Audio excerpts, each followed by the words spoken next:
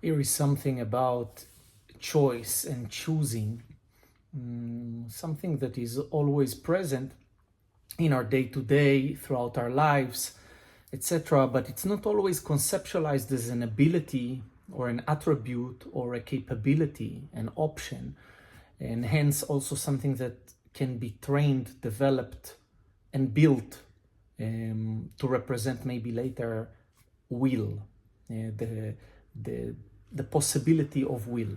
And I won't go into the philosophical side of free will, etc. Let's assume for a moment there is a possibility to choose.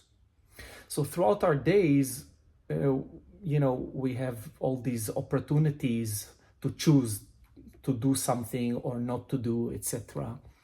And first, it's important to recognize there are a few different qualities. Usually in the day-to-day out there in the big world, we only measure your choice by doing or not doing. But that's very misleading, because oftentimes we do engage with something and perform it and do it, but inside a large portion of us is not choosing to do that. So we are bitter, we are sour, we drag our legs, etc. We have to do our chores as children, or we have to, go with our partner to a movie that we don't want to see. And inside we keep holding. That is not the full choice, the full capacity to choose, to accept, to truly do and choose with all of you. That quality is rare and important to cultivate it.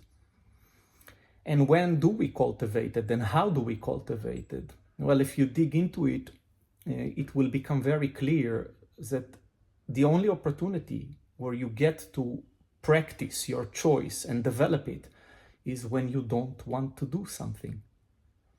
Because the moment you want to engage with something, you can tell yourself, I'm choosing it, but there is no choice needed. The whole magic happens when you don't want to do something.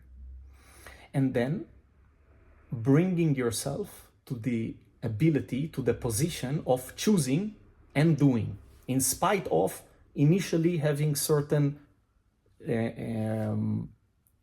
objections to it.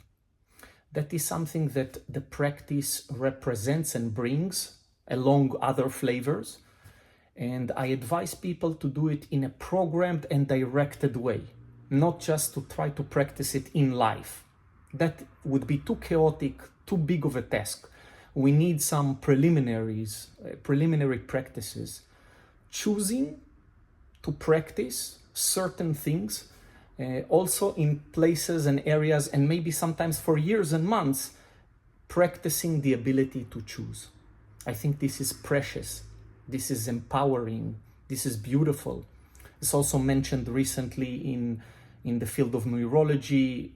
My good friend, Professor Andrew Huberman, speaks about it recently regarding certain brain areas that are involved with choosing and developing that willpower.